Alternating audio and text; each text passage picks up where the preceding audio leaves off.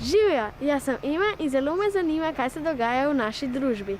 Opazila pa sem tudi, da so mladim všeč polkaholiki. Zato jih bom samo za vas intervjuvala za Infodrom.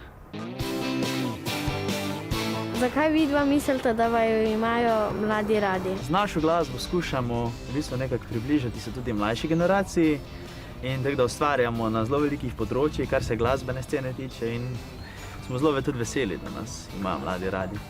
Kako so se pa vaša življenja spremenila, odkar ste znani? Videvamo se kar veliko, to je tudi dobra stran tega.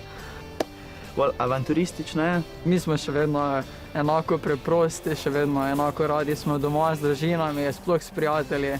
A imate veliko oboževalk? Ja, ne parih pa je, no. A ste se poznali že od prej? Matic, Gašprin, Renes, vse so že prej imeli tudi eno skupino, jaz sem pa naknadno potem prišel, ko smo me najdli preko Instagrama. Kako usklajujete šolo in glasbo?